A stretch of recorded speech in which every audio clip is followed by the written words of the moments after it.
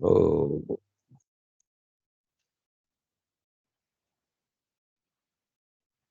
sad si me slobo zeznuo skroz. Ne mogu se uključiti. Koji je Dragičević? Uključen mikrofon. Igore, čujemo te. Ok, ne vidim. Vaši.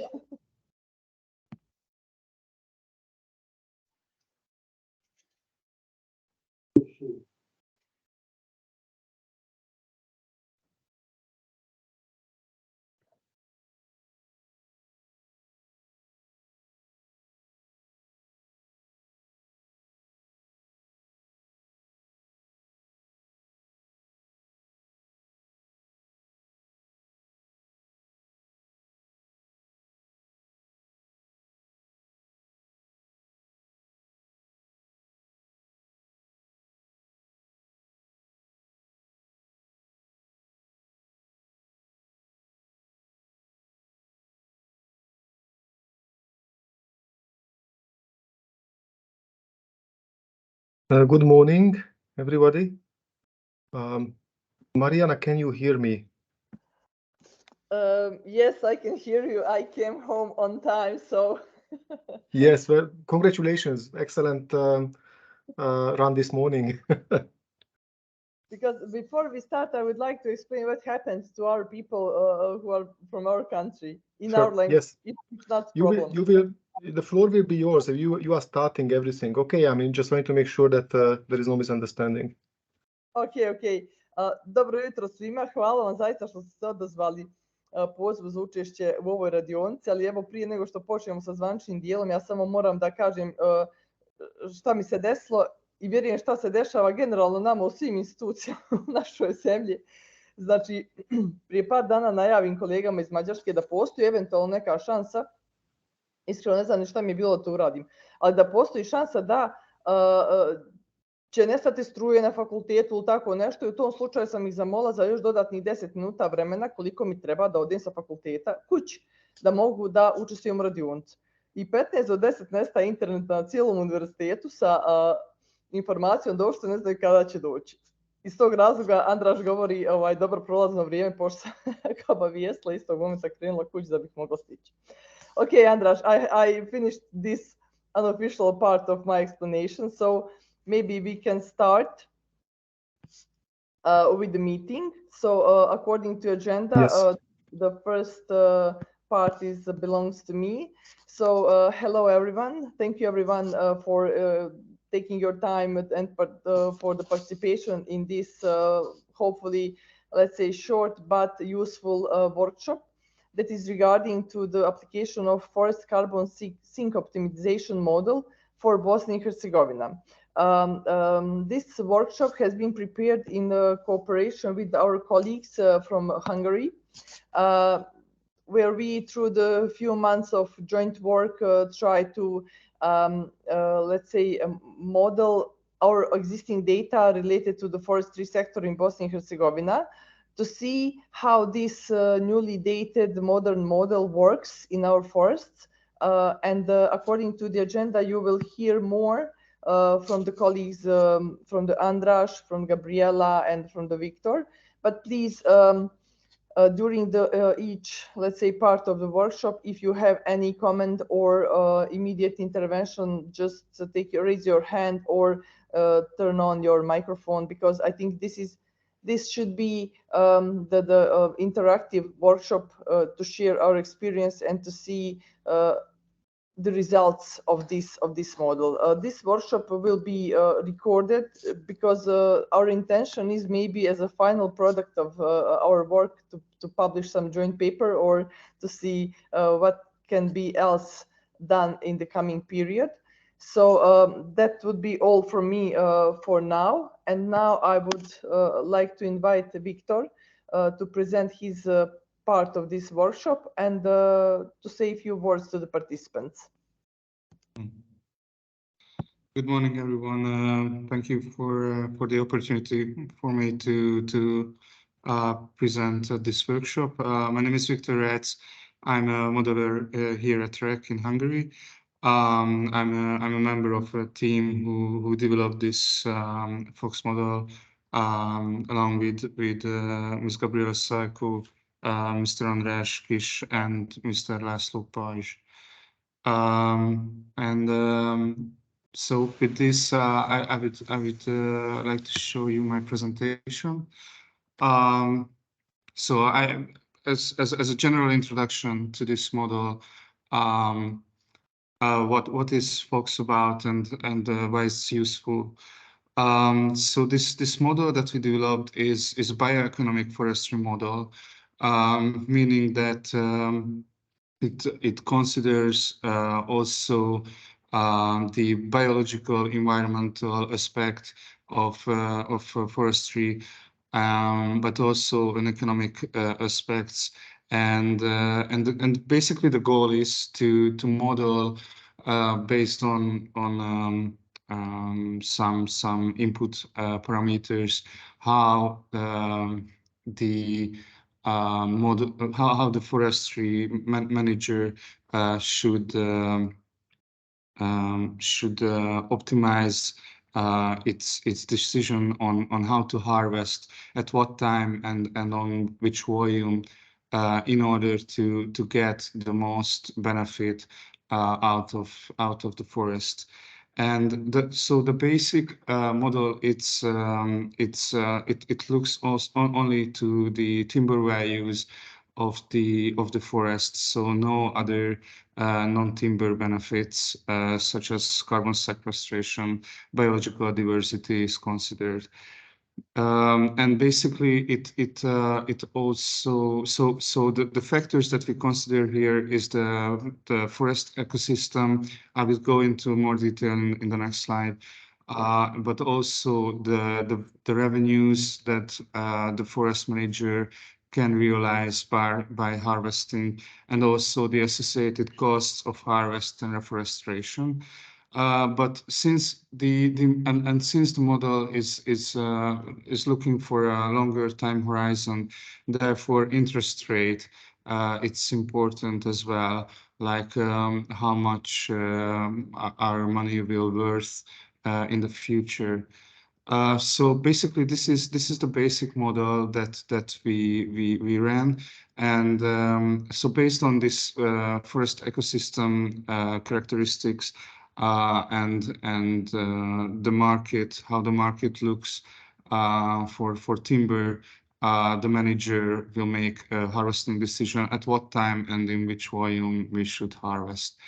But as an addition to the FOX model, we also consider a non-timber value of the forest, and this is basically the carbon sequestration. So we look at if the forest manager would face like also the benefit from sequestering carbon in their forest, how this harvesting decision would change in the future. And if I may just go into more detail, so what kind of input parameters we have, what is the control variable, and the modeling outputs. So the model is built on the current stock for each tree species and age category, and also the yield ratio as a share of standing stock. But also we consider different product segments such as solo, pulpwood, firewood, and harvesting waste. It's also included in our model. We look at so for the period 1 case, the area distribution of forest. Therefore, we are able to mimic the current situation of a forest. We basically ran this model for different countries since. In order to be able to capture the amount of carbon that can be sequestered in the model, therefore we also consider the wood density and the carbon content for each tree species So therefore, we are able to calculate on average how much carbon can be sequestered by the different tree species. We also consider the average cutting age or the mean cutting age, and this is basically used for calibration. So we are able to mimic again based on the input parameters how the harvesting decision would occur throughout the next 1 to 100 years if everything else is unchanged. In the model we also consider not only the main stock but also the thinning. And this is basically as a function of the main standing stock. So the model considers, based on the thinning ratio or yield, how much thinning can be considered if a stock is still standing.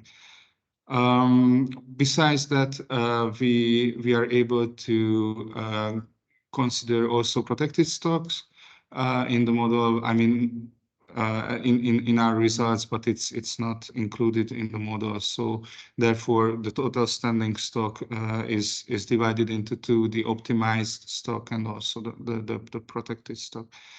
And as I mentioned, also market characteristics are also considered in the model. So the timber prices, as well as cutting costs and regeneration costs, and discount rate. And as I already mentioned, the control variables. So the variable that is for which the model optimizes is the harvesting time and volume.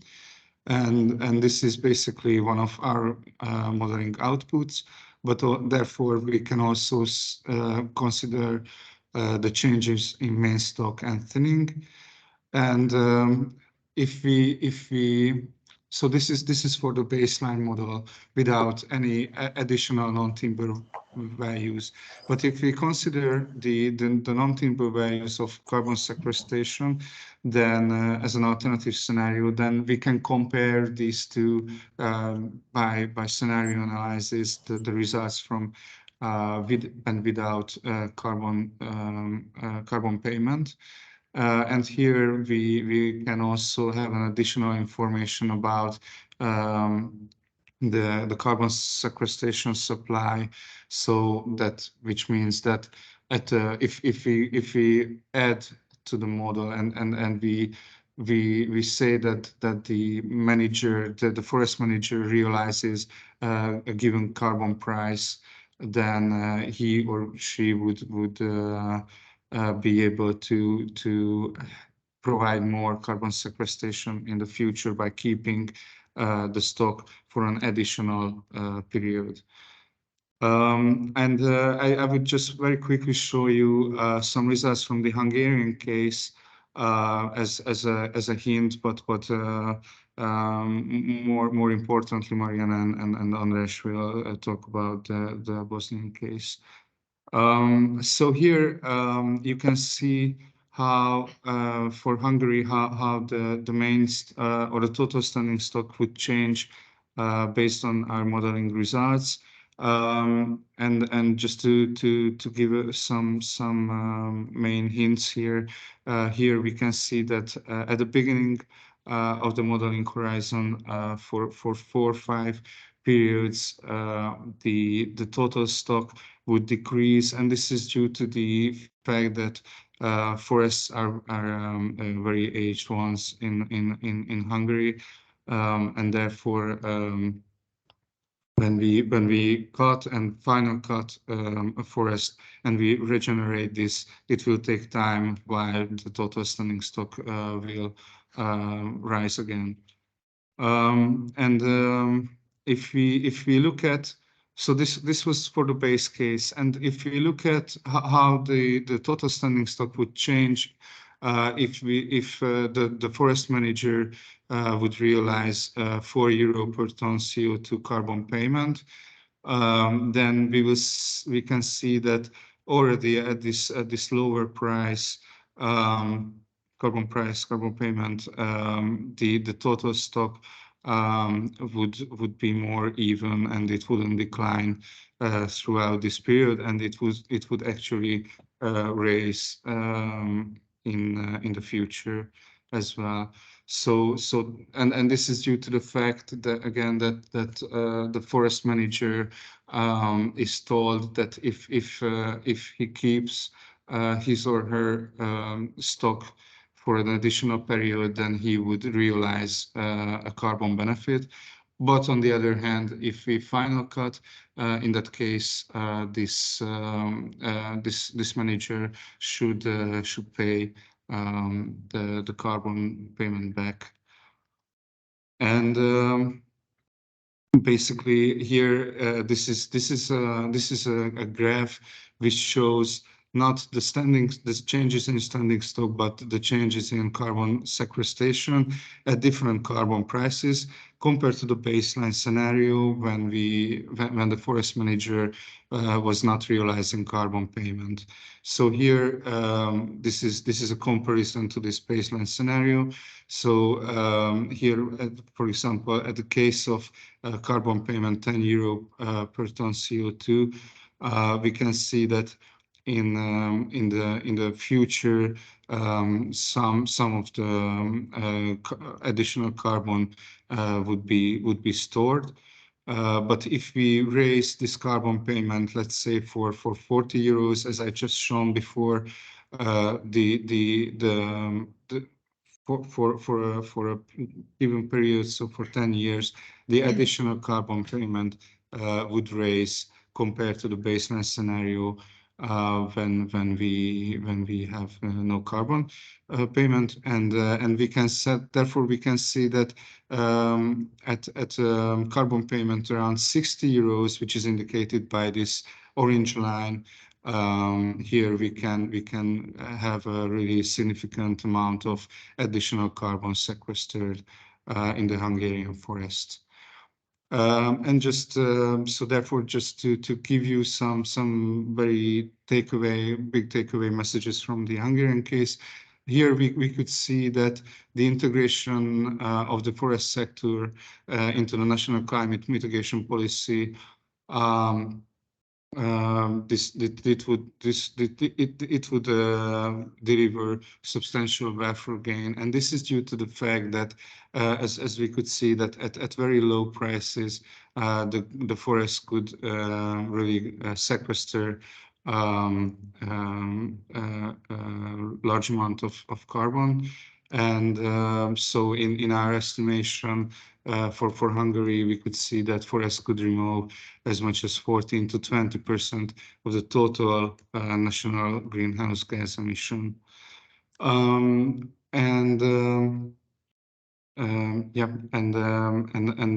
Just to highlight that in our model we only consider the stem wood as a tool for carbon sequestration or pool, and this just to advertise that this model has been run for Hungary, Romania, and now for Bosnia-Herzegovina, and we are still currently working on the modeling the Bulgarian forests.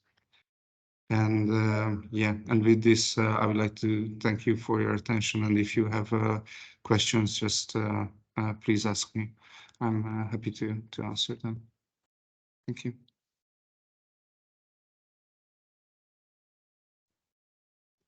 Microphone. You're muted.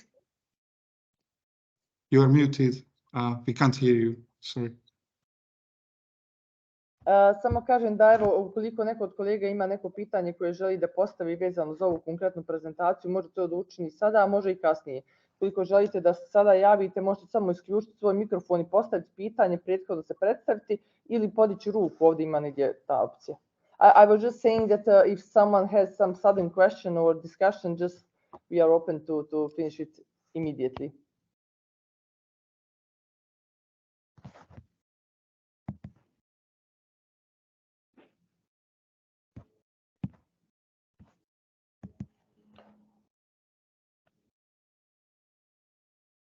Okay, I think we don't have any questions so far, but I would have one question. Sorry, Victor, because we worked together on this, but during your presentation, I was interested because now we saw the examples of the other countries where you applied your model. So do you have any of that countries where this model has been profitable in terms of carbon payment for the forestry of that particular country? So do you have any example where if you apply, for example, if you enter to the carbon market with this type of forest management in your country, you will make a profit higher than you have already? Do you have that example? Yes, actually. As a mod, so this model is basically working in a way that it optimizes the net benefits, so the amount of so the profit basically for forest manager, and basically what we've seen here is that as we increase the carbon payment, then the forest manager will keep for a longer period the forest, and therefore realizes this net benefit out of this carbon payment. And this is why the model shows that additional benefits can be realized in case of Hungary and also for Romania. We could see. In one hand, gospodin Marijan Lozančić, please. Hi, I'm Marijan Lozančić from Herceg-Bosnian Forest. I have a question for everyone because unfortunately I'm not been all the time on this meeting. Are you aware that in Bosnia-Herzegovina exists application from UNDP, Tvoj CO2, which means your CO2? And if you are aware, what is your opinion now about that application? Thank you. I will respond. Just I'm not familiar with that application, but I know that UNDP has some activities for if you plant the tree, you will sequester some amount of the carbon dioxide. But I'm not sure how application works. Maybe it would be interesting to see if Marijan, if you know how this application works, maybe it would give us just short explanation. Yes, UNDP, we are some kind of provider partner with UNDP, and we put our project for forest planting, and everyone, I don't know, public on private person can buy, I don't know, 10, 20 pieces of trees and pay us to work that. So that application works in the way that where public institution buy some certain amount of the plants who are planting by that particular institution, and what is the next step after that? Did you say that UNDP or someone paid to institutions for, let's say, taking care of that plants later on? No, we put, I don't know, you can see that if interesting, we put some our planting project on this site, and everyone can buy part of that project. I don't know, for example, you can buy 100 trees, and they have some program for calculation, which cost. And they can calculate how much carbon credits you, let's say, have, something like that. Yeah, Yeah. for 40 years, they counted 40 years. I have to go to check that because it is. We had some experience with UNDP in that regards, where they asked us to be with the part of the, as an institution, to be part of that project, and we express our interest, but we are in some kind of, let's say, middle phase of negotiation. But still, this is great, let's say, opportunity for all public institutions, but particular banks or private companies or anyone in Bosnia-Herzegovina who wants to contribute to the climate change mitigation in the way to buy the seedlings that will be afforested, and later on they know how much carbon credits they will have exactly in the next 40 years, something like that. So this is really, let's say, a very relevant for this project. But for this model, let's say, but in this current moment, this model is something that is already tested in the region, not in Bosnia-Herzegovina. This is first time for Bosnia-Herzegovina, but still very interesting information. Thank you, Mariam, for sharing your experience. Yeah, just one thing, that application have some issues. For my opinion, for example, they don't have their calculation is not tested. When I ask how you know, for example, Pinus sylvestris or other species, how you know which carbon value is for that tree or something like that. They didn't know. Someone tell them value and they put it. There was no any scientific calculation, right? Yes. Okay. Thank you. Like kao na pijaci, kao da su uspostavili te vrijednosti i cijene, ono, taj sam dojem dobio. Otprilike. Ne znam to prevesti. Sorry guys, because in this discussion we have our, let's say, local internal remarks about the current situation in Bosnia and Herzegovina, but this new information is very relevant and important for us. So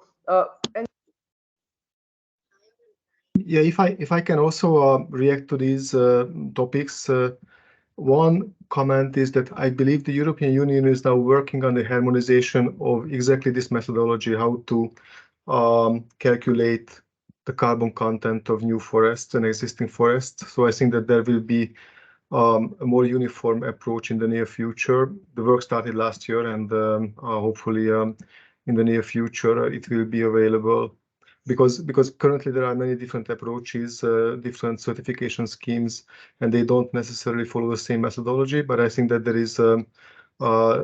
is need, or there is demand for this type of common methodology, and work has started on it. So I think it shows the ambitions of this type of projects. And my second comment actually relates to Mariana's question about the application of the carbon payments in other countries. As Victor said, yes, there is a carbon payment level which would essentially completely restructure forest management, and the model shows it, but it has not been in practice. So it has not been implemented in any of the countries yet. So this is something that we are working on. We are trying to feed the policy process. It's fairly new, I mean, last 2 years. And for the moment, there is no practical evidence of actually application of this type of payment, but that's obviously the goal, especially because, as Victor also pointed out, compared to other sectors, industry, energy, forest-based sequestration is much cheaper, at least in the countries where we investigated this question. Thank you.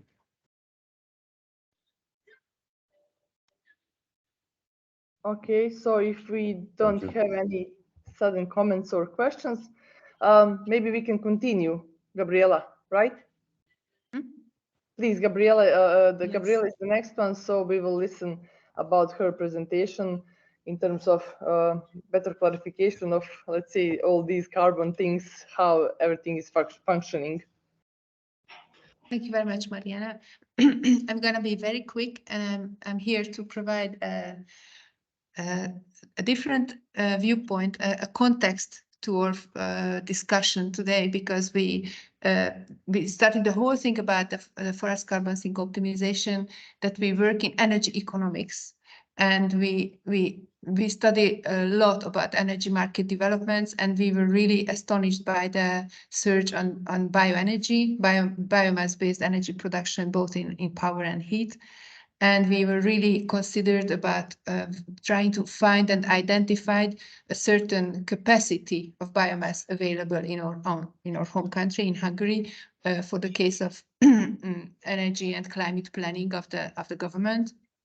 We did background calculations, and we explicitly needed a certain quantitative limit of biomass, solid primary biomass, basically forest fuel wood capacity to be made available for biomass energy production in our energy and climate plans, because the need for climate neutral fuel was unlimited in our modeling, and we all know that supply for forest-based fuel wood is not unlimited in any of our countries. So we started the whole thing based on the context of biomass energy policy and energy market developments. And I'm here to highlight the need for a proper enforcement on forest harvesting limits.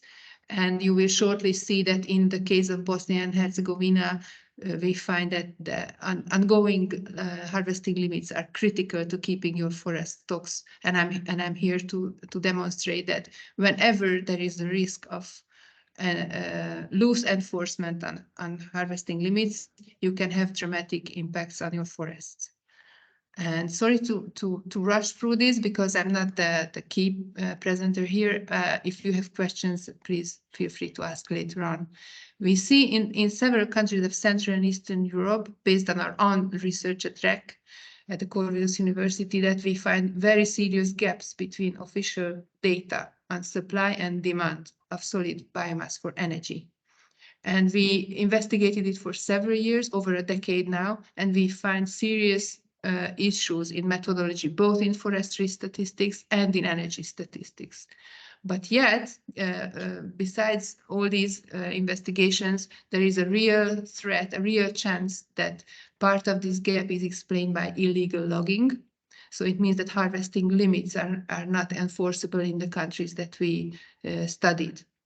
I will shortly show you some examples. Besides our focus on Central and Eastern Europe, we should understand that there is a growing concern about intensity of harvesting all over Europe. And the enforcement of harvesting limits are getting more and more importance with the growth of bioeconomy and carbon neutrality policies. And at the end of the day, the way we see it, that there is a growing demand for independent verification of self-reported forestry data. This is going to be a major challenge in all the countries of Europe as we see it. And now some examples for you. First, let me cite the example of Bulgaria. What we see here is supply and demand for primary solid biomass energy.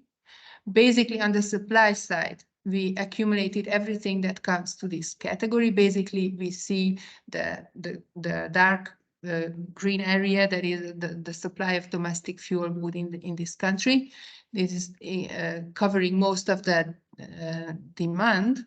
And we accounted for a significant amount of harvesting waste, not accounted for against the fuel wood production in this country, but we suppose that this is utilized by households just to cover the most of the supply side as much as possible. And we see on the negative terrain of the graph that this country has been a firewood exporter in most of the years that is studied. On the demand side, you see the stacked columns, and the stacked columns, all colored in brown, explain the various users of firewood for energy. The transformation sector in the terminology of energy balances means the power plants and the heating plants who use fuel wood in this case and transform it into electricity or heat. The other categories are final consumers who consume the energy content of the fuel wood itself. There is a substantial industrial energy use for forestry wood in Bulgaria, but you can see that the largest consumers are households, the medium category of the final consumers, and the small amount in the other final energy consumption sectors. What we can see here is that the two last years of the studied period has developed a serious gap between supply and demand, and this exactly coincides with the policy of coal-based power plants to co-fire firewood to decrease their CO2 costs because they are under CO2 emissions trading regime. They have started to feel a serious CO2 cost in their operational day in, day out, and adding fuel wood to your coal in your fuel mix is reducing your CO2 costs, and it is clearly seen in this chart that something is going awry in Bulgaria. Either forestry authorities are unable to control their forest harvesting limits, or some other materials enter the supply mix that is out of the forestry supply. We are clearly unable to identify it. Now let's turn to Romania. You can see the same coloring code, so I'm not explaining it over again. And more importantly, you can see the substantial gap between supply and demand of primary solid biomass for energy all over the almost 2-decade-long period that we investigated. Romanian authorities are unable to explain it and ignorant to explain it, similarly to other countries.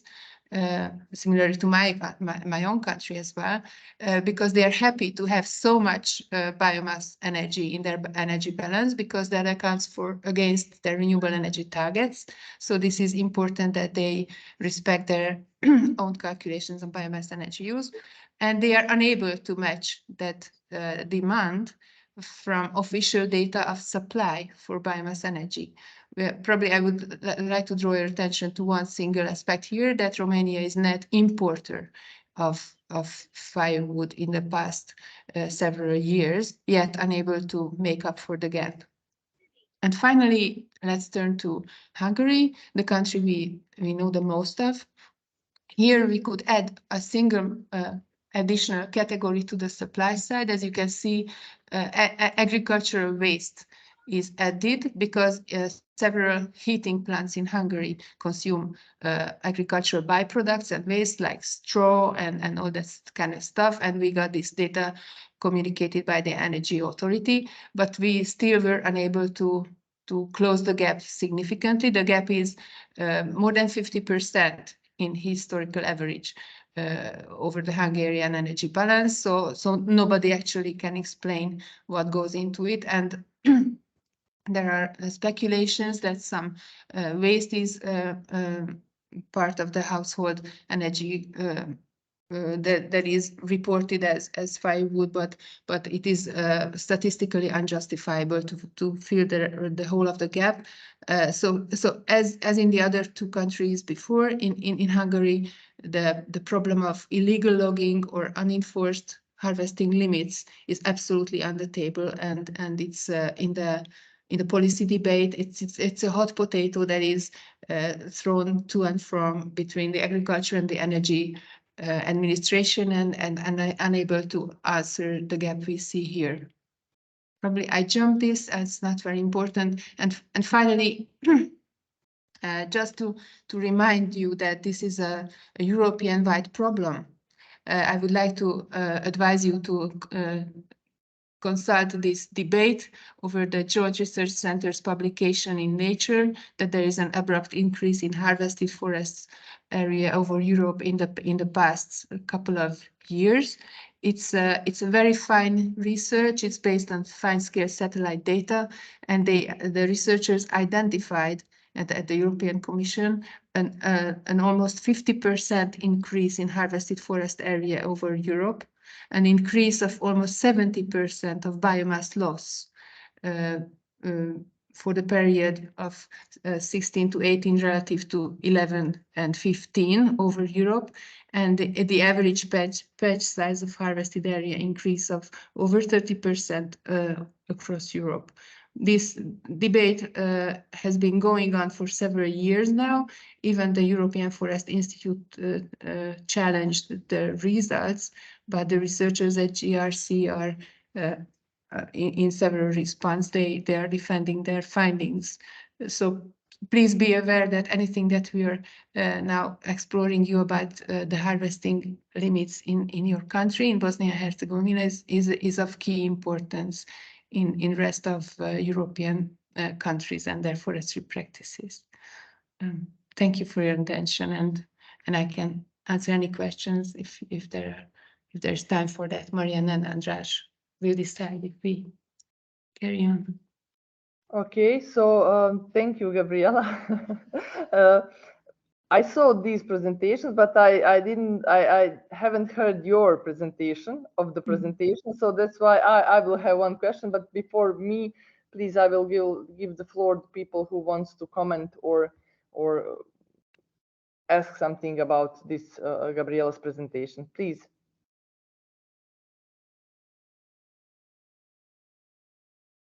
Okay, then I'm going to be first one. Somehow, here in Bosnia-Herzegovina, we are, I will not say struggling, but we are thinking about European Union as something that we should go on, and we should probably follow the situation in the country of EU in different sectors. In this regards, when it comes to the, as Gabriela said, forestry statistics, that is something that is going on all over Europe. It is increasing intensity of harvesting forests. So that's on one hand. On the other hand, we have increased demands for the firewood, particularly from households in Bulgaria, Romania, even Hungary. So here we have the same situation. So somehow we have increased demands for forest by people, by the companies, by, as you said, central heating systems in the bigger cities or towns. So based on your experience and maybe experience from other countries, what do you think is solution to overcome this situation, this trend, let's say? We here at REKK, we distinguish two basically different segments of demand for firewood energy. One is households. Households have been burning fuel for heat for several hundreds of years without any support from the government. This is, in economic terms, this is a market decision. You either go and collect it for yourself, you are devoting your own labor, that's your own cost, or you purchase it in the market for the market price, and you heat your household because it is cheaper for you or more convenient than heating oil or coal, whatever. The other segment of the demand is artificial. This is ignited by government policies. There are support schemes for heating plants and power plants, direct or indirect, to burn firewood for energy. An indirect support instrument is the European Emissions Trading Scheme for greenhouse gases. This is indirectly pushing power plants, putting a really serious burden of carbon cost on them for any carbon-intensive fossil fuels. So if you can decarbonize your fuel mix for, say, with firewood, then you are better off in profit terms. There are direct incentives. For example, heating plants are incentivized all over Europe to burn renewable energy, to use renewable energies for heating, like geothermal, and biomass included. There are direct payouts if you switch from natural gas or heating oil to biomass. And this is artificial, and this is added upon the market demand on biomass. We believe at REKK that if there is a need to use biomass for transformation sector input, producing electricity and heat, your focus problem is the efficiency. It is, I think, fairly insane to use it for electricity production, because you cannot have more than 30% of total energy efficiency in the whole process. Whereas if you use it for heat energy, you can go over 80 or 90% of energy efficiency altogether. So if you must burn firewood for energy in the transformation sector, which is a big question mark here, then it is forbidden to use it for electricity production in our understanding, and you would prefer using it for heat production instead of electricity. That's the quick answer. I'm answering your question, I hope. Yes, but our colleague from the Federal Ministry of Agropedology, Damir Behlulovic, sent me the message, sent me actually the question for you, because he has also some problems with the internet, so he's afraid that you will not receive the full question appropriately. So his question is your expectation about this data that you showed by the 2019. What do you think, even for today, can we expect that this data will be even worse, considering the increase of the price of the fuel? Yeah. We already have some preliminary data for Hungary, and we see a dramatic increase in biomass use, in firewood use by households. We see roughly 18% increase in firewood in Hungary, and about only just 4 or 5% increase in natural gas. So there has been ongoing a swap between natural gas and wood. So what we anticipate is a growing gap between supply and demand, because in the official production figures of the National Forest Authority of Hungary, there is no increase in firewood production officially in the official data set. So obviously we have a problem with official data, right? And the we have serious ground. problems with official data. Self-reported forestry data is highly questioned in the climate policy arena. Somehow this is a good, let's say, Vorspann for the next presentation, because here in our country we are thinking that only us have the problem with the different source of data, the quality of the data, synchronization of the data, and that would be partly what I'm going to show to the people in my presentation. And I'm expecting the many comments from our colleagues, because I was first, and colleagues that helped me in this process from the faculty, from the federation, colleague Adnan and the colleague Velbor, they helped me in this process to find the best way how we can fit to your model. You know what kind of challenges we already explained. So Andras, am I going to share my presentation, or you are going to do it instead of me? I would like to ask you to share it if you can. Ko? Što ne? Just a second. Let me try, because I'm not sure if. Just a second.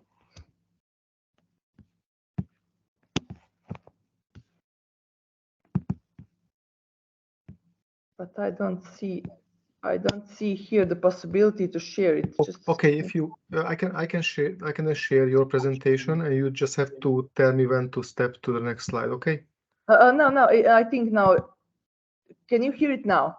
Can you see it now? Sorry. You can see your screen. Yes, not the presentation, but the file organizer.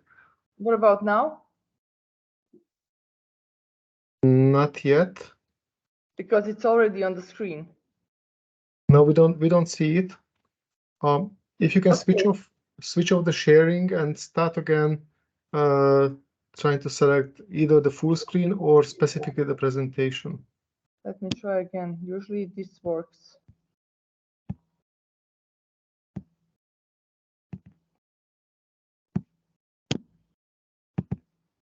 Do you see it now?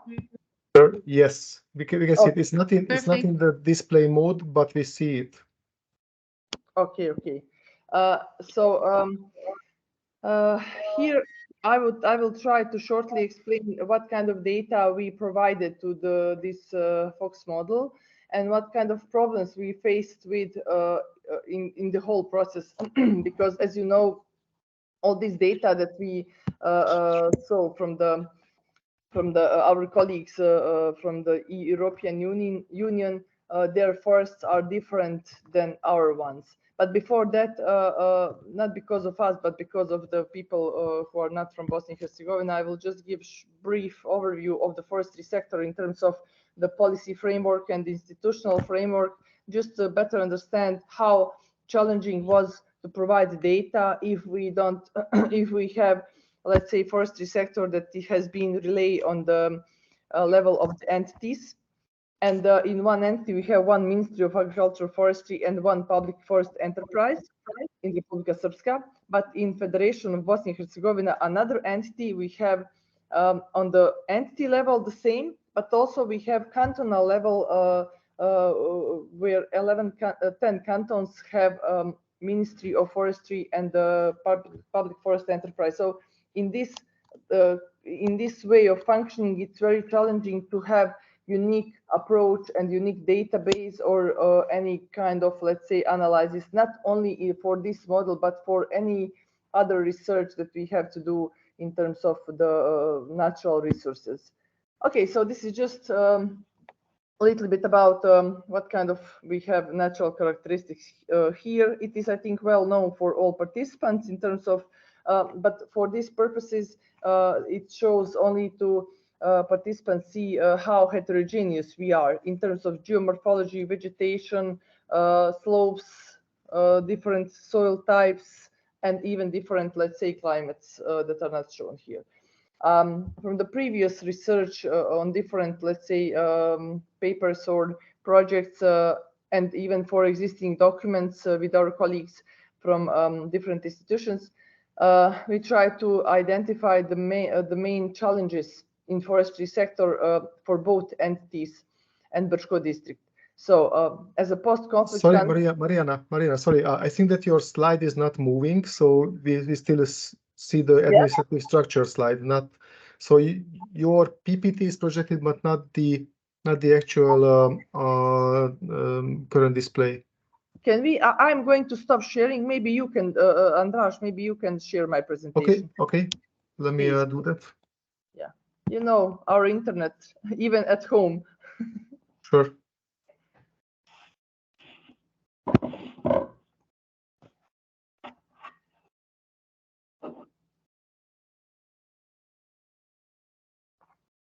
Okay, so no, yeah, next one.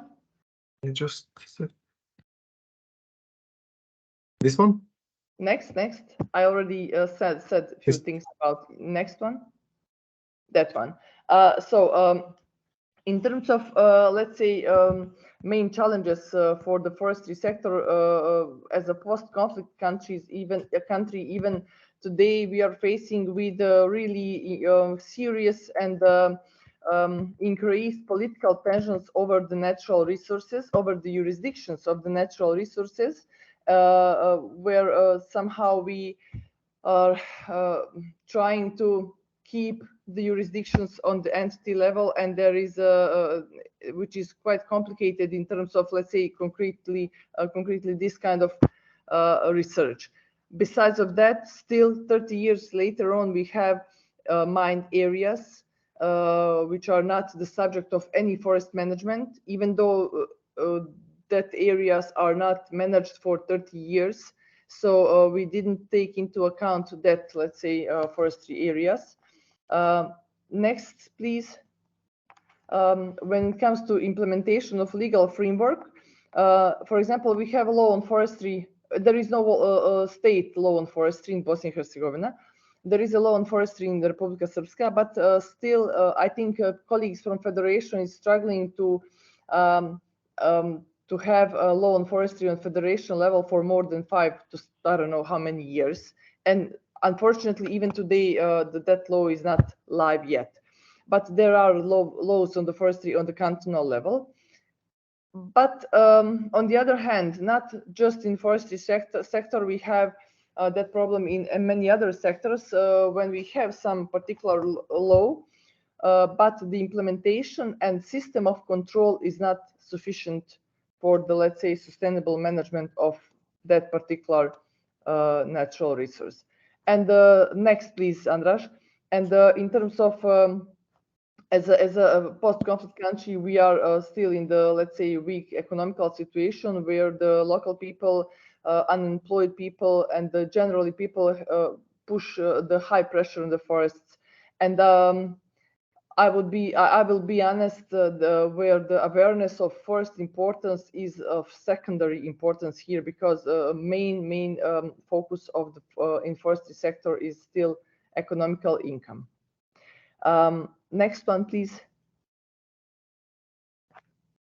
So what kind of data we used in for this model? We took data from the Federacija Bosnia-Hercegovina and Republika Srpska, from the statistical offices, from the official data of public forest enterprises, official data of cantons in federation, and of course expert research and opinion, and considering also the state level of statistics, even though state level of statistics has been fed by the entity statistical offices, and that were the data sources for this model. Of course, we used also the model that has been shown by different reports by FAO, by UNDP, who are dealing with the forest area, forest categories, volume increase, etc., etc. But still, only data that are official data for us are the ones who are listed in this slide. Next one. So we had 3 categories: high forests, public high forests here, where we use the data for the mixed forests with selective forest management system. And this was the main problem, let's say, this selective forest management system and mixed forest, because this is something that we have here for the decades as a normal forest, but this is not something that is usual for the European forests.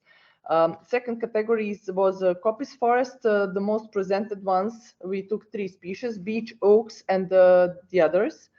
And finally, forest plantations, spruce, pines, and firs. So these 3 categories has been the let's say, subject of the model testing, and you will see the results when Andras present his presentation. Next one. Here we are trying to list all problems that we faced with. First one was different data sources. So according to the, let's say, FAO, we have one forest area for high forest of, for example, mixed forest of beech, fir, and spruce. For according to the another data sources, there is discrepancies between those two, etc., etc. So we were forced to stick to the official sources that we have in the official different systems in the country. Uncertainty, of course, that is always the subject of discussion between experts and institutions, etc., etc. But of course, moreover, because we still do not have forest inventory data officially accepted and published in Bosnia-Herzegovina. So that data are the only data source in Bosnia-Herzegovina on the territory of all country. But due to the previous reasons that I already listed as political tensions and jurisdictions, that data source exists, but is not officially accepted. That's why we couldn't use it in this kind of analysis. On the other hand, we have selective forest management system that is quite, let's say, sustainable, normal, and something that we are doing here for decades. But that forest management system was not adequate for the running model, because this model accepted different, let's say, clear-cut system and replanting after the period of rotation. And that's why, since we don't have clear-cut management, it is forbidden, particularly on the larger areas, sometimes only for the forest plantations, but not for the high forests. That was the main challenge for us, how to overcome and how to make this model works. Species areas, also we took the areas of the main species of high forests, main economical species, let's say, trying to cover at least over 70 to 80% of the territory that is public high forest is covering.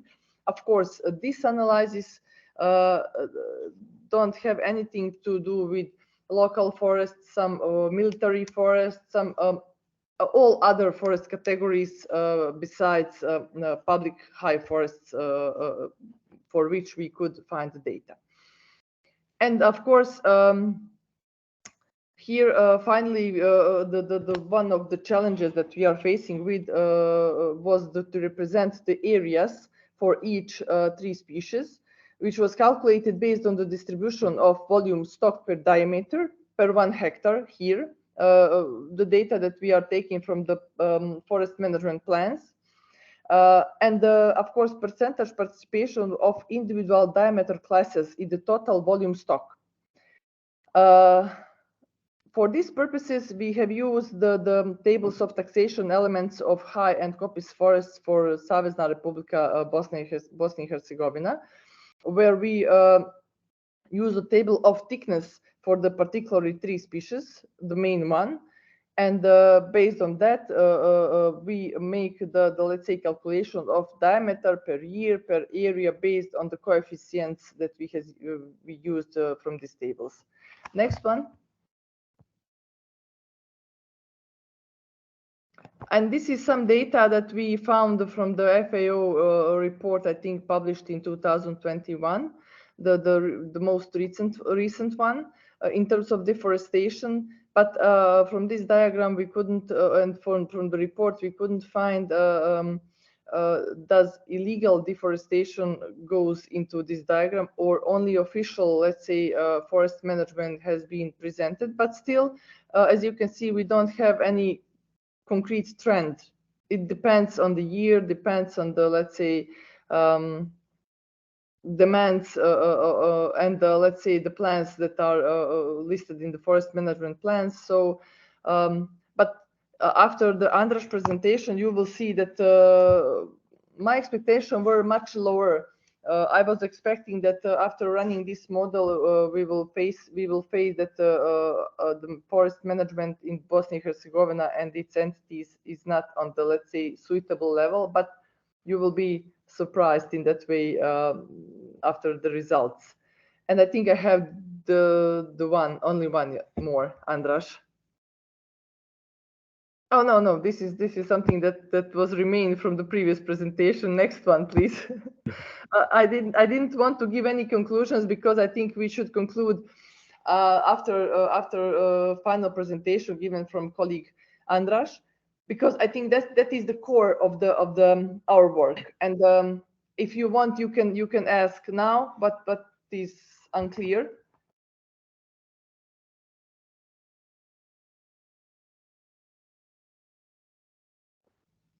And if not, we can continue with the Andras presentation, and then we can open the floor for the full-time discussion and clarify everything what is not clear now.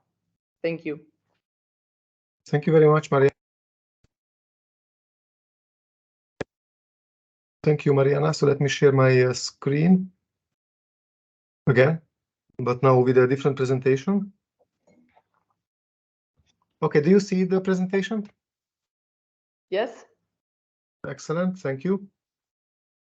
So I would like to give you an account of how we merged the different items that were already discussed. Victor presented the FOX model, Maria talked about data, we talked about challenges, and I would like to give you a summary of where we got in the case of Bosnia and Herzegovina, how we were able to populate the model with data, and what kind of results we achieved so far. So this is the outline of the presentation. Maybe to highlight that plantations, coppice forests, and high forests will be separately shown, separately introduced, because they are quite different from each other in practice, but also concerning FOX implementation. So referring back to Mariana's presentation about the forest coverage and the uncertainties and also the quality of data that is available for forests, I would like to show here that this is from this table in the top. It's from the FAO report in 2015, but it's partly based on an earlier domestic document, the National Forest Inventory. And here you can see that for high forests and copies, there is about 2.2 million hectares altogether. And that is where there is better data. Out of this area, there is a state forest and private forest. And for private forest, the data is not so good and not so comprehensive as for the state forests. Also, it seems that active management is more prevalent in the state than in the private forests. So altogether, we decided to focus our efforts on those forests for which we have good enough data. And this is the high forests, about 1 million hectares and covering 5 main species. Coppice forests, roughly 500,000 hectares with 3 species, as already indicated by Mariana.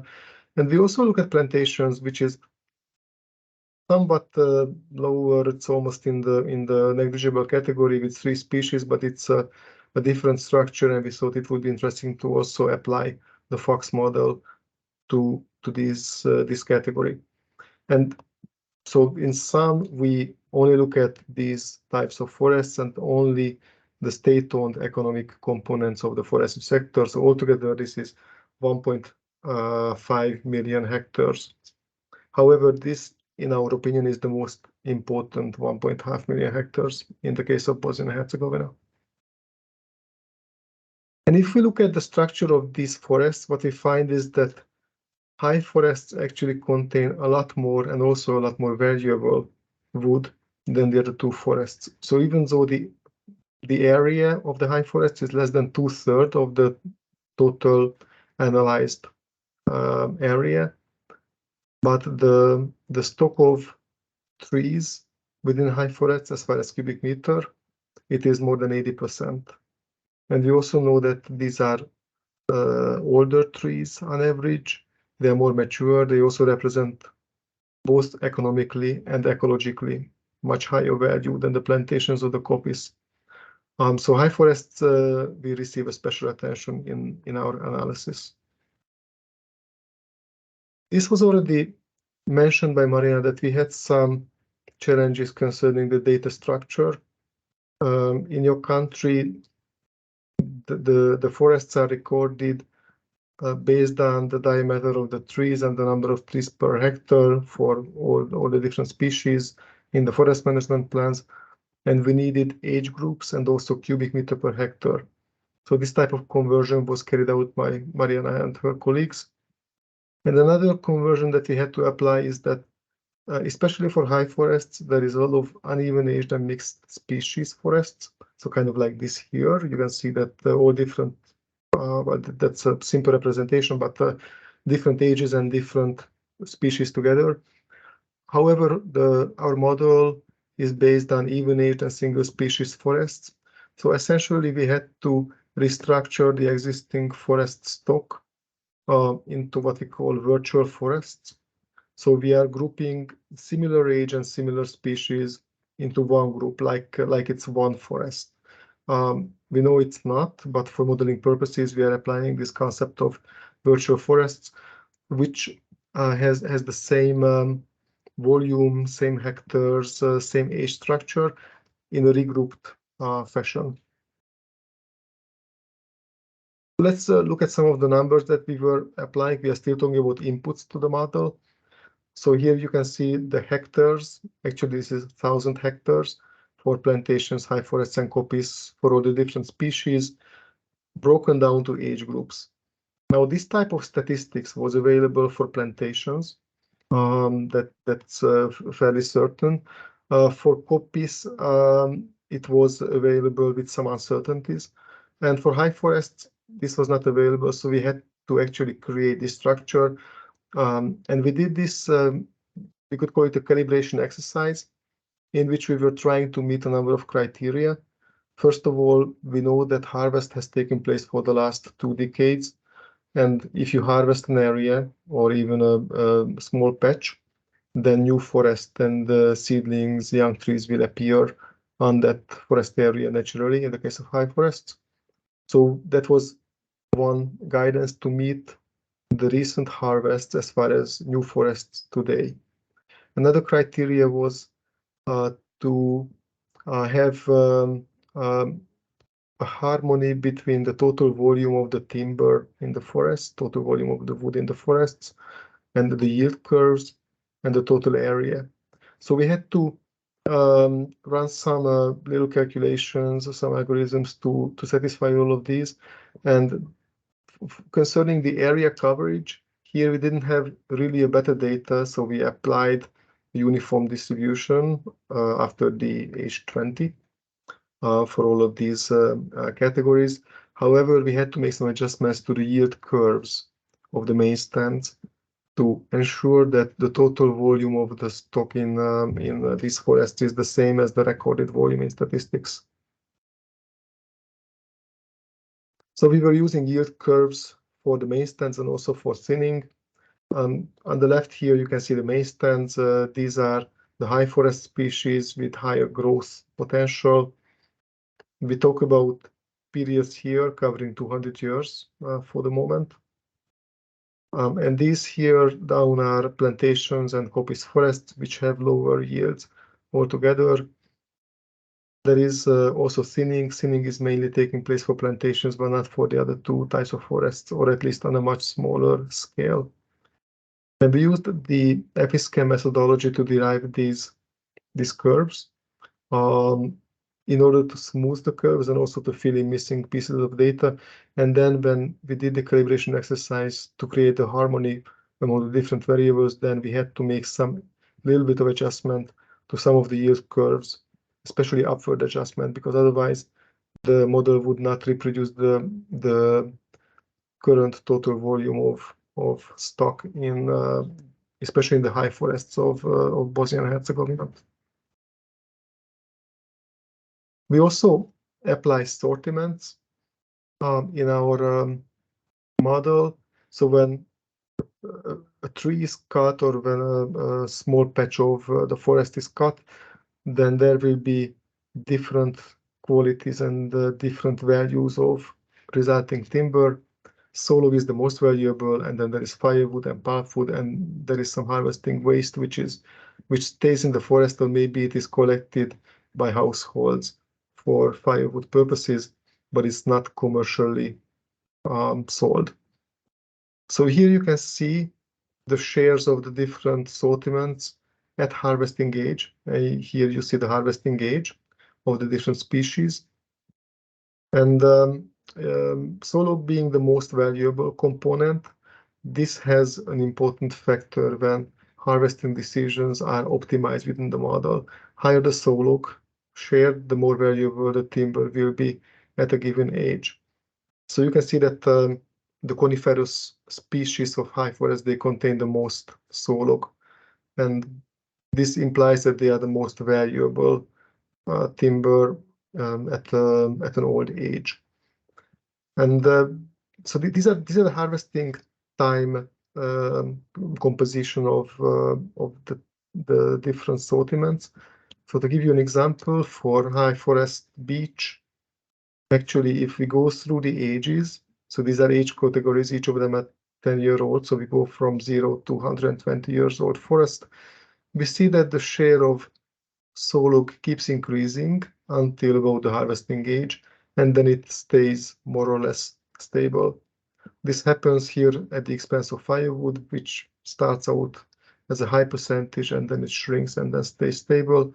And there is also some pulpwood and some harvesting waste. So this type of data is available.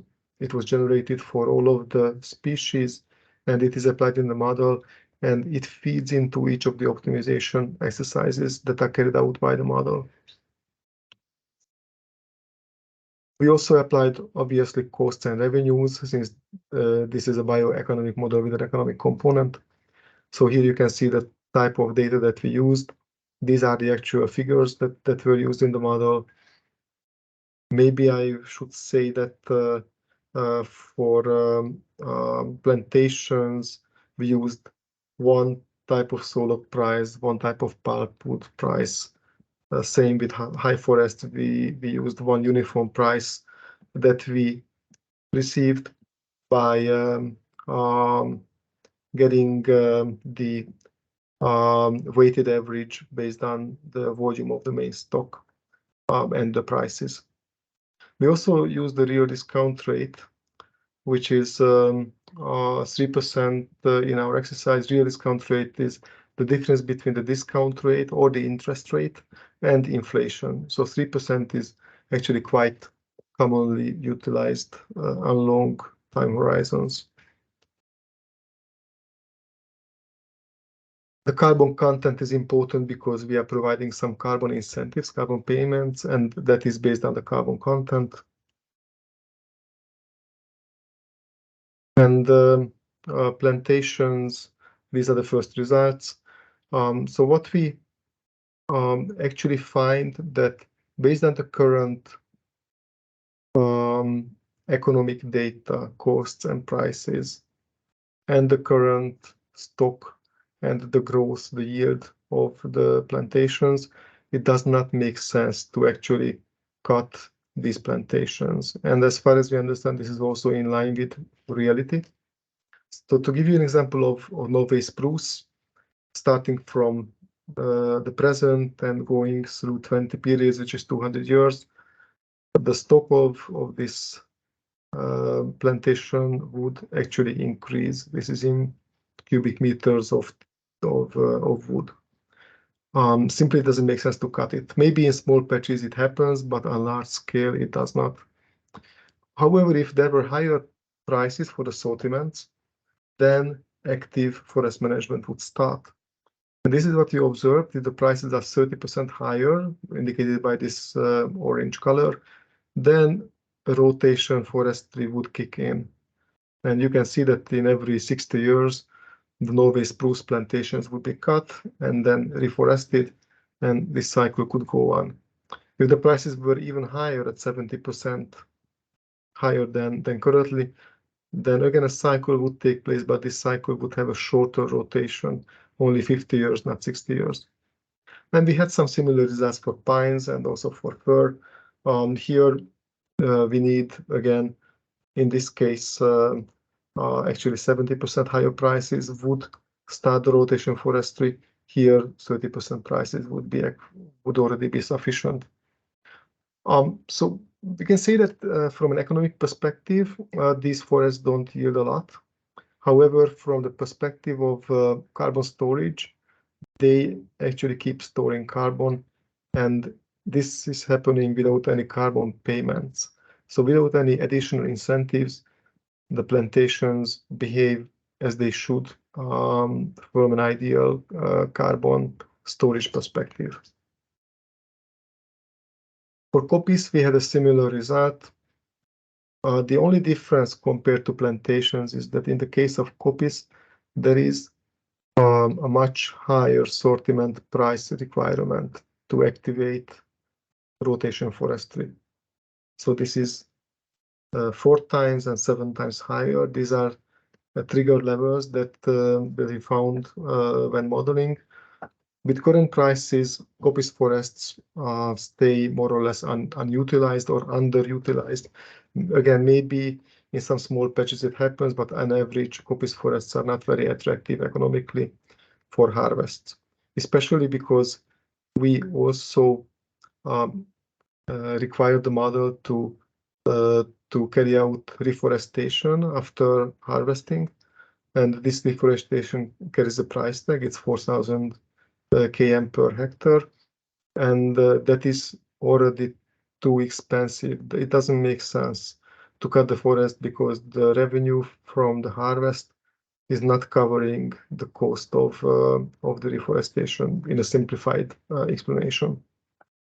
However, if we believe that there are coppice forests which could naturally regenerate, then this whole picture would change. and that would already trigger active forest management. So that's one of our findings. Here, just to summarize the carbon storage pathways of the two types of forests under the examined scenarios. So this is the baseline, so plantations and copies will keep accumulating carbon because these forests are not actively managed. At higher prices, however, this would change, and you could see that in the case of plantations, more or less the current levels of carbon storage would remain, but with some fluctuation. But at higher sortiment prices, the carbon stock would decline. And we have a similar, more or less similar finding for copies. So let's go on to high forests, which are, as you know better than me, these are the crucial forests of Bosnia and Herzegovina. And we have two main types of scenarios, but I'm showing you two main scenarios, but we also ran some other scenarios, but due to lack of time, I would like to highlight the two most critical scenarios here. The first one is the current forest management, and we understand that there is a harvesting limit. So 80% of the annual growth can be harvested, but not more. So we actually had to develop some new code within the FOX model to be able to take care of this requirement. And then we also ran a hypothetical scenario in which we don't apply any limit to harvesting. However, we are looking at the different carbon payments to see how forest management would change as a result. So let's look at some of our findings. So here in this diagram, you can see how high forest, the inspected high forest, which is 1 million hectares, how these high forests would look like in the next 200 years with the current 80% harvesting limit. So 80% is harvested of the annual growth, which means that 20% will stay in place and that will continue to grow. So this actually destines the forest for constant growth in this period. So if this 80% rule can really be enforced in practice, then it means that the high forests of Bosnia and Herzegovina are on a sustainable path. From the current stock of 300 million cubic meters, they would grow in 100 years to about 400 million cubic meters, and in 200 years to over 500 million cubic meters. This may look a bit strange when we are talking about 200 years, and that's way beyond the lifetime of the currently living people. But this is still important because as you know, the harvesting cycle of some of the hardwood species would be 100 or even more years. So we cannot do real forest modeling on a shortened time horizon. So how does harvest look in this scenario? These are 10-year periods, and period one is essentially the current period. So it's like we are setting the baseline, but we are not touching the forest yet. But from period 2, which is the next 10 years, the model would decide to make a harvest of about 55 million cubic meters. So that's about 5.5 million cubic meters per year. You can see the composition. It's mostly beech that is being harvested, and there is some spruce, fir, pine, and up here in the top there is oak forest. And as you can see, the harvesting is not constant. It's not like 55 million in every year. There is a little bit of increase, and there's a little bit of a decline here, and that is the result of the changing composition of the age structure, and as a result, the changing yield over period. But more or less, we can say that we see sustainability here. We are able to get 50 million cubic meters of harvest per period also in the next century. So this is actually, I think, a rather sustainable path. Here you can also see the same result, but now broken down to the type of sortiments that we used. There is a lot of solo being harvested in the first 100 years, and that is because currently there is more over age or really mature forest in Bosnia and Herzegovina than it will be in the next century, because if that is harvested today, then there will be a younger age structure in the next century, and that will contain a lower share of solos. Now let's look at the hypothetical scenario, and I know that this is not only hypothetical, but maybe it's a shocking scenario. And this is, I would say, it's an intellectual exercise. We wanted to see what would happen if we let market forces to operate. So there is no regulatory limit. There is essentially no consideration of the ecological or the environmental factors, soil protection, biodiversity, etc., etc. We look at purely the economic consideration here. So to give you an example, there's a piece of forest and you give it to a big private corporation which is interested in realizing as much profit as possible. So what would happen in this case to the forests of Bosnia-Herzegovina? You can see that there would be a huge harvest taking place in the beginning, simply because there's a lot of really valuable and really old forest in your country, which purely from an economic perspective, it would make sense to cut it because it would result in instant revenue, lots of revenues. But then, of course, the forest stock would be at a much lower level, and it would take a lot of time for that forest to regrow. And it wouldn't even regrow to the same level as today, but it would be cut again in about 100 years, because by that time it would be valuable enough, and it would make economic sense to cut it. So we can see that such a cycle would start, a cycle of about 100 years. And of course, this would be disastrous for the forest stock of Bosnia and Herzegovina. But we wanted to show you that actually this type of scenario could take place. It is actually taking place in other countries, especially in lower income countries with a lot of natural resources. There is over exploitation on a dramatic scale. So this is what the economic forces would do without any regulatory limitation or without any policy incentives. Here we can also look at the structure of the harvest in this scenario. So lots and lots of harvest, not only the current stock, but also the growth of the first period, which is like another 50 million cubic meters. So essentially all the valuable wood, valuable trees would be cut.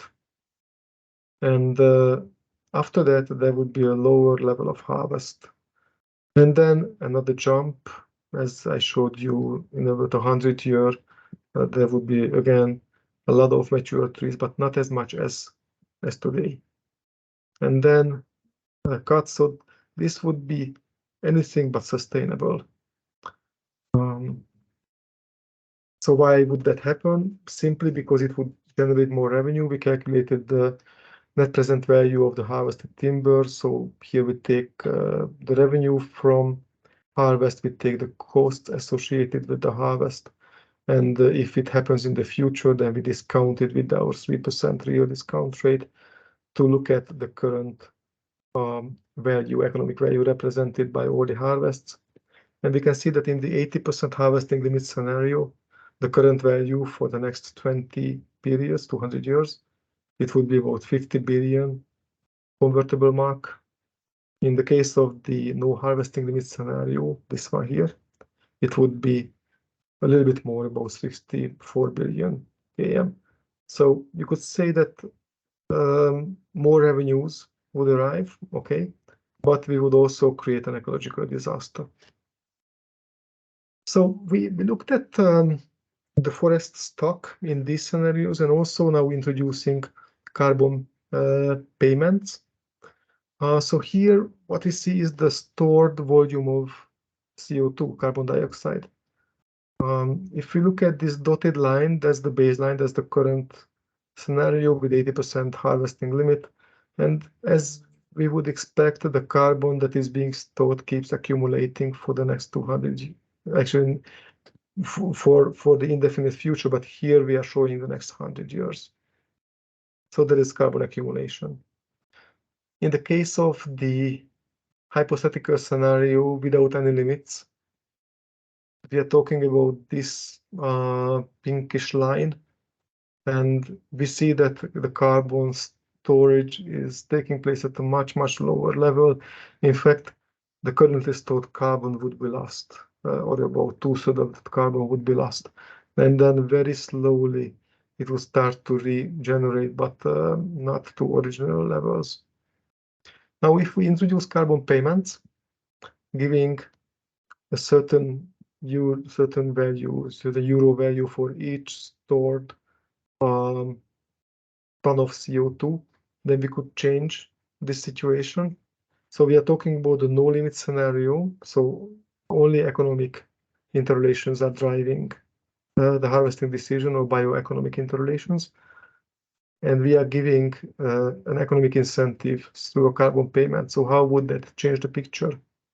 If this carbon payment is at 50 euro per ton of CO2 level, then this big original harvest would still take place. And maybe a little deviation would happen compared to the no carbon payment scenario, but not much.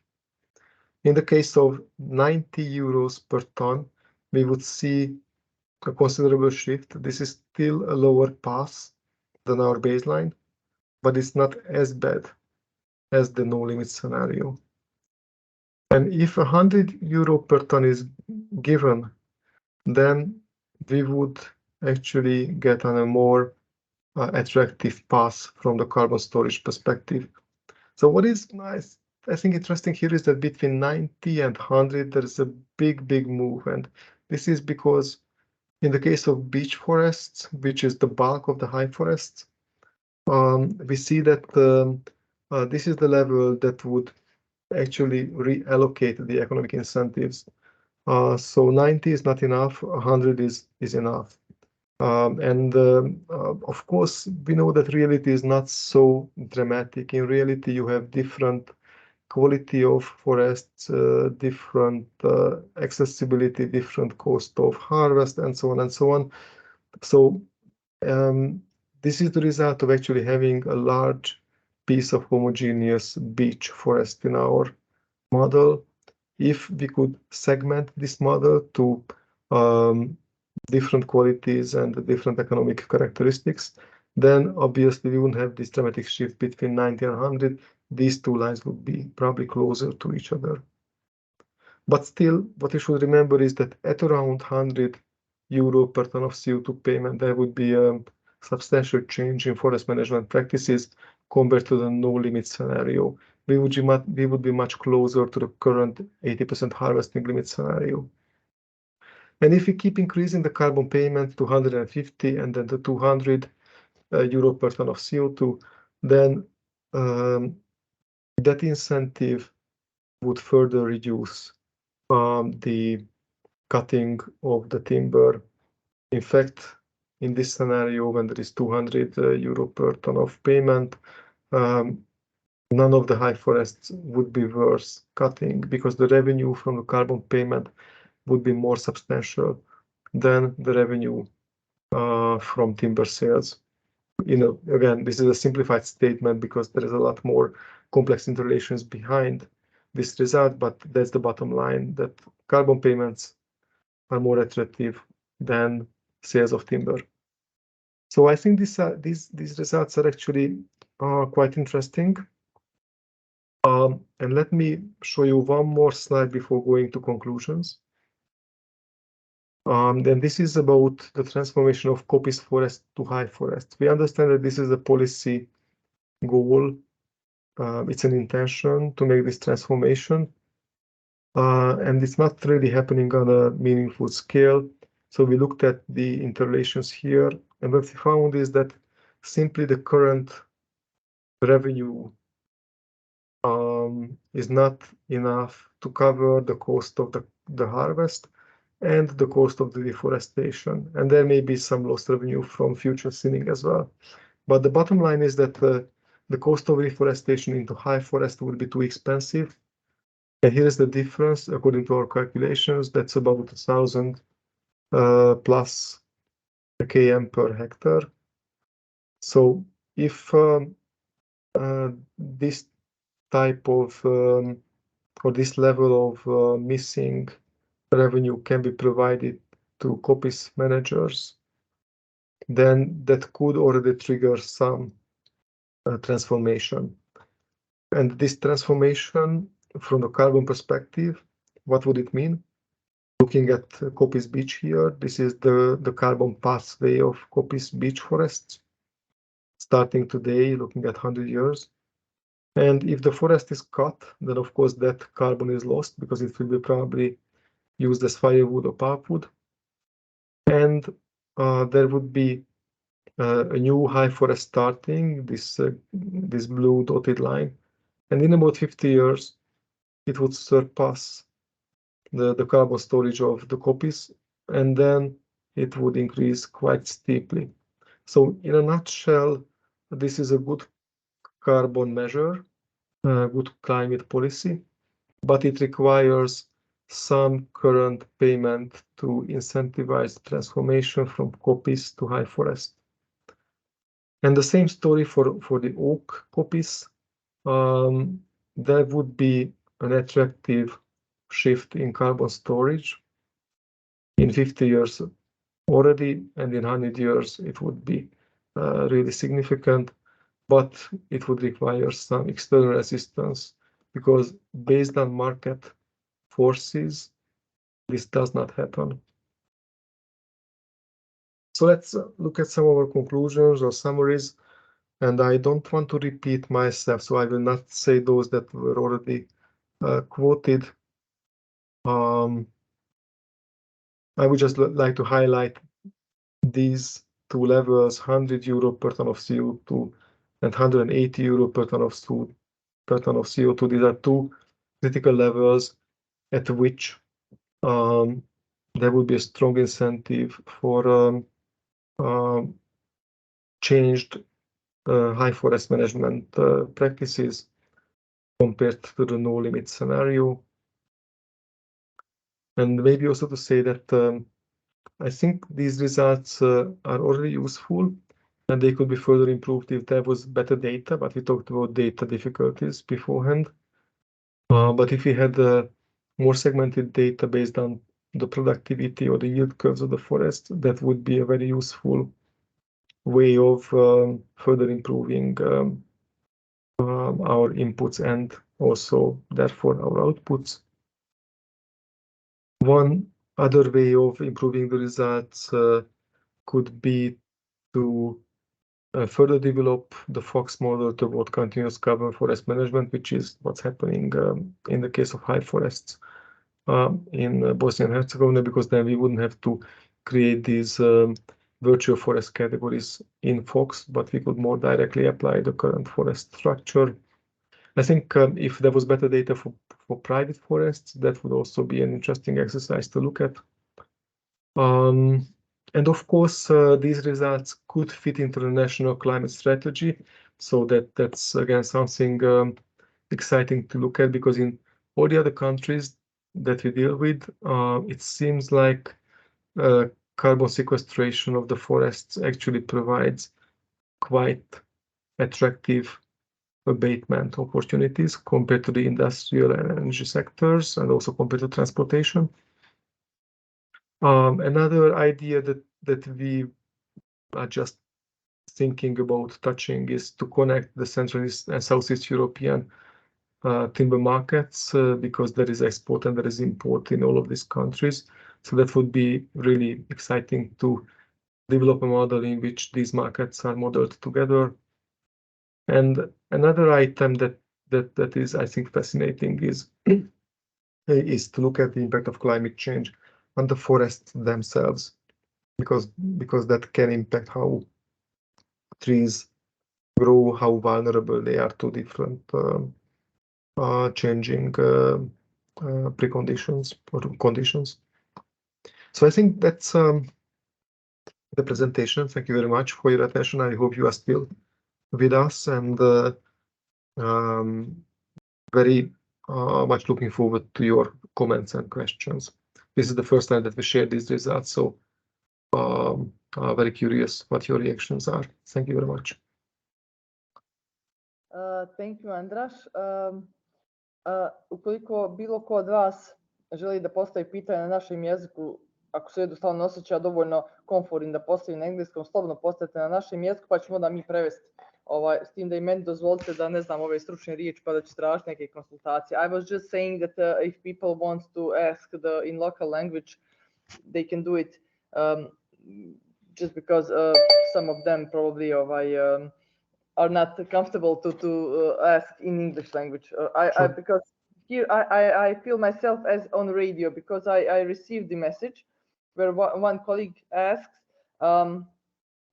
can wild forests, virgin forests, when we said virgin forest, that means the category that is not managed for a long time period, maybe even 200-300 years. So we have some areas here in Bosnia-Herzegovina that are categorized as a virgin forests, and the question is, can this model be used and applied to the virgin forests to see how this category sequesters the carbon if there is no any kind of management there? The question is from the Ilija Čigoja.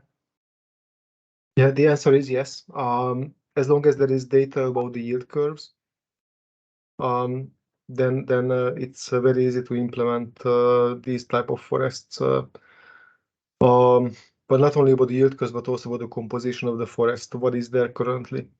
Then it is possible to look at how the volume of timber will change in the future and how the carbon sequestration will change in the future.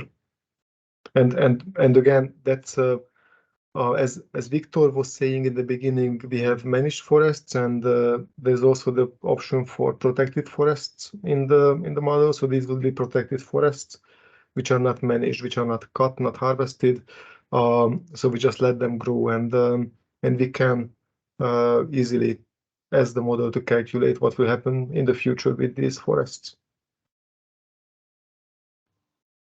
Okay, thank you. Good to know, because we have, our virgin forests here are the let's say something that intriguing the researchers all over Europe, because that is something that is not managed by the humans, and somehow whatever happens there is something that would happen even we abandon the forest management. So I think this is a really good question, maybe for the further research or some kind of further joint project possibilities. Or yeah, but maybe let me also say that but it would be also good to understand for us what happens with the trees there. I mean the really old trees as they die, because again, as it was pointed out, we are looking at the carbon in the stem, but not in the soil and the litter and so on. So that would probably require some adjustment, but the basics of the model are suitable.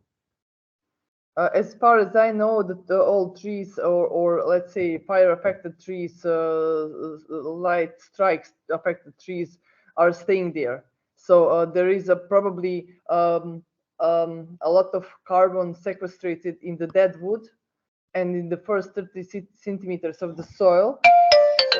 So I'm not sure, sorry. So I'm not sure if that can be the additional part of this model, but it would be really interesting to see what kind of results we would get if we test this model to the virgin forest. But unfortunately, I'm not sure, maybe colleagues from the practice can help. What kind of data do we have for the virgin forest? Do we have the data the same as we have for the these, let's say, commercial forests or not? That's not something that I can answer on. Okay, so any other questions or comments, please? You can just turn on your microphone or raise your hand.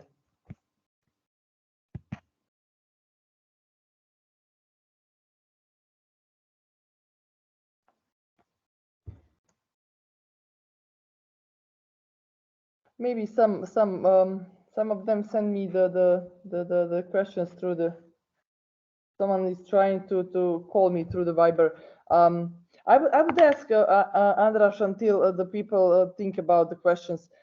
You mentioned that there is a possibility for the further research.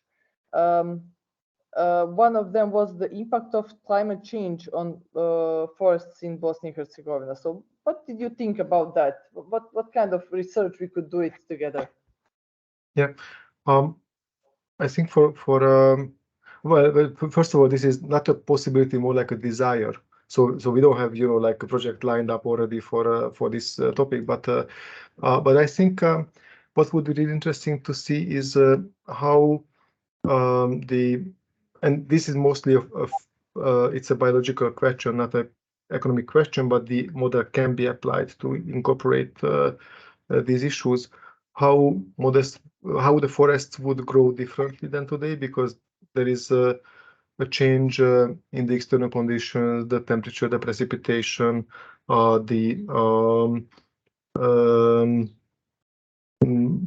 the CO2 content of the air. I know that there is some research about how that can influence forest growth, and also I think just as importantly, the environmental calamities would increase, and for example, storms is expected to become more frequent. There could be longer stretches of dry periods, and the forests, of course, would react. They would become more vulnerable. There would be possibly more forest fire. There could be a different pattern of growth because of the change of all of these climate-related impacts on the forests. So these actually can be implemented by changing different combinations of our input data. So here the question is how you translate. Okay, the question is what happens in the forest as a result of different climate scenarios, and then how that can be translated into the input variables of the FOX model. And if we are able to execute these two tasks, which I think is something that is possible, then we can run how in a new or a changed climate the forests would behave differently. So this is my short answer, but I'm also encouraging my colleagues to speak up if there is something that they would like to add, or if I need to be corrected. Okay, I was received. I'm not sure why, because many people says that the internet doesn't work. Probably that something happened here in our country. I don't know, because I have the question from the Professor Danicic. She's asking, according to your model, does this mean that there is no economical profit for the management of copies and forest plantations in terms of carbon payment here in Bosnia-Herzegovina? Yeah, there is, well, first of all, as we understand, there is no carbon payment currently, so this is a policy choice, but it is not implemented. And so without a carbon payment, based on simply the current management of these forests, it is not attractive to cut the forest and to reforest it, because economically it doesn't make sense. In the case of copies, as I showed, there's a chance if you believe that natural regeneration is feasible in some locations, then cutting small patches and waiting for natural regeneration to take place. In that way, it can become profitable. Again, we talk about average figures, so we receive the averages, and we know that reality is more diverse. So I'm sure that there are specific copies forests in some parts of the country where it is economic to cultivate, and then there are probably many copies forests and also plantation where it doesn't make sense to pursue harvest because of the subsequent cost of reforestation. Thank you. So anyone else? Let me just if any of the rest of the colleagues has any comment or question, please.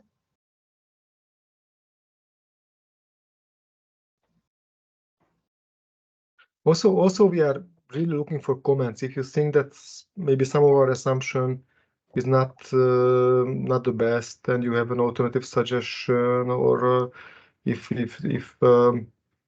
there is and if you spotted a problematic piece of data, anything is appreciated.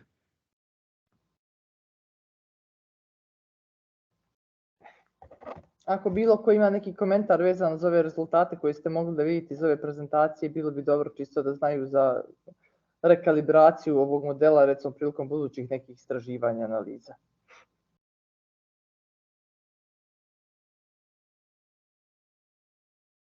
Evo imam ja jedno pitanje, ako nije problem. Naravno, izvolite kolega. Zovem se Damir Begulović, inženjer sam šumarstva, ja ću na našem pa ću kasnije na engleskom, inženjer sam šumarstva, radim u Federalnom zavodu za agropedologiju. Meni lično nije bilo jasno malo o dijelu ovih rezultata, zapravo zaključaka, daljnju segmentaciju šuma, to jest ovdje je bio prilog prema produktivnosti, meni to nije bilo malo jasno, pa bih volio da mi pojasni kolega. Andrea, so sad ću na engleskom postaviti. Hello, my name is Damir Begulović and I have a question about one of your conclusions in which you say that further segmentation of forests is needed. And you say by productivity, for example. Can you explain it a little bit more? Because I'm interested in that part of the presentation. Yes, Thank you, Damir, for the question. Currently, especially if you look at the beech high forest, it's 5,000 hectares, and it's uniform for the model. So same yield curve, same age structure. So anywhere you go in the country, because of the absence of better or more detailed data, we had the same assumption, and we know that this is not true. I mean, obviously, a high forest up in the, I don't know, in the high elevations would have different productivity than in low elevations. In many countries there are, and I'm sure in Bosnia something like that also exists, there are categories of forests based on quality of the timber. In Hungary we have 6 categories. In Romania there are 5 categories, and those categories are differentiated based on the quality of the timber, and especially the growth or the yield curve is different.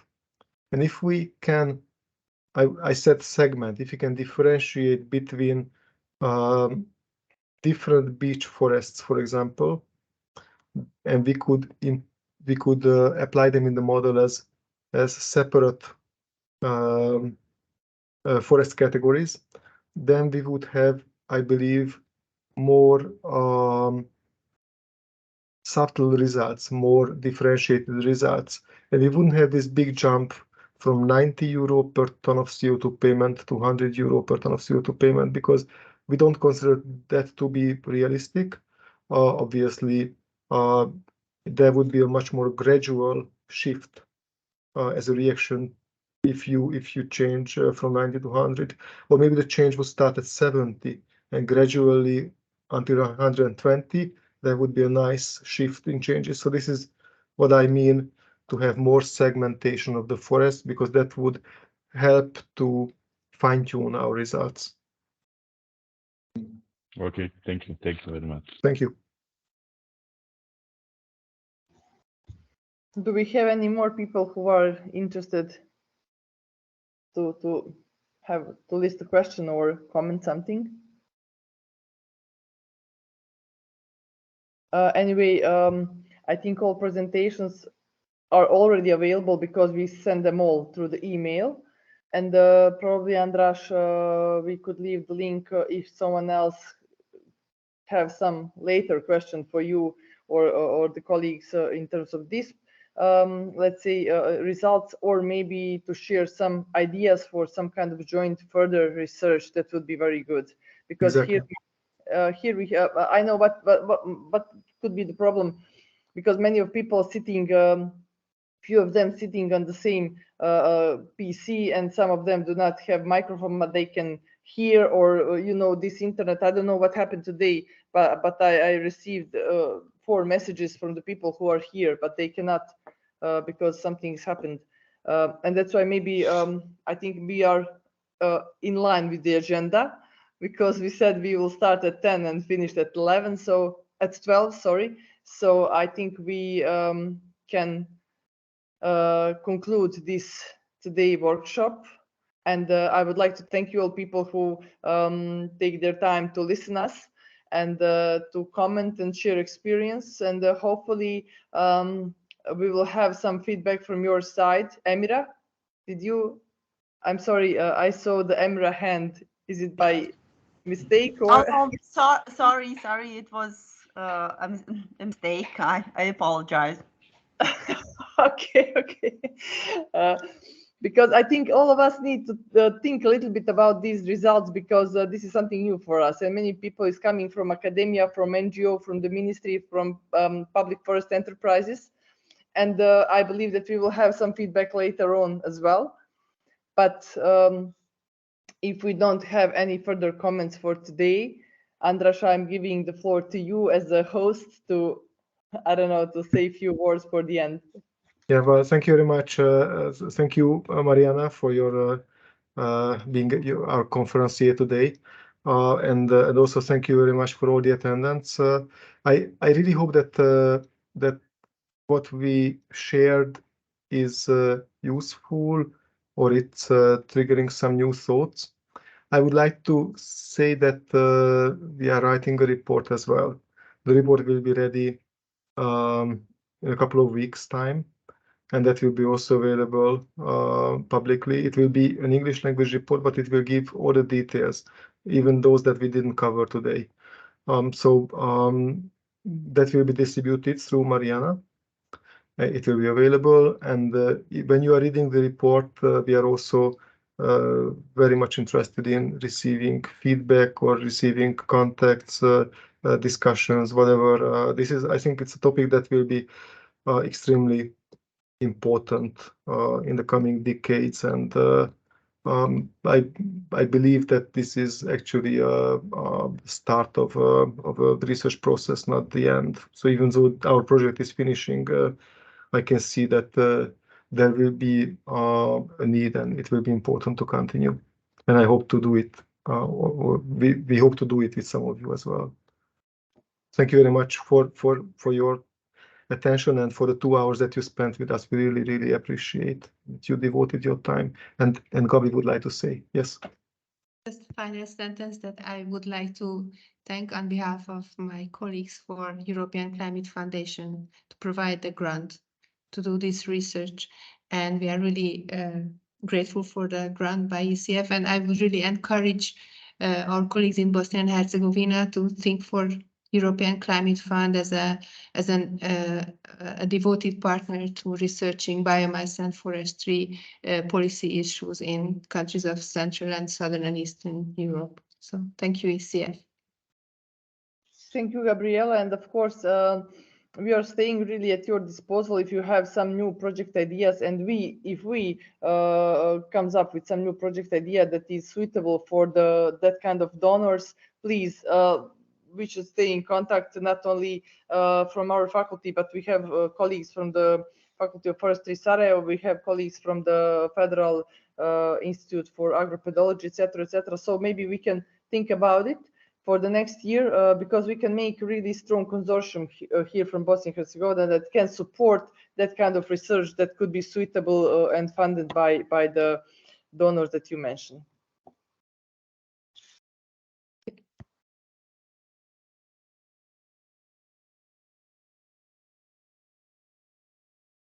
So should I close this meeting, or Andras, you are going to do it?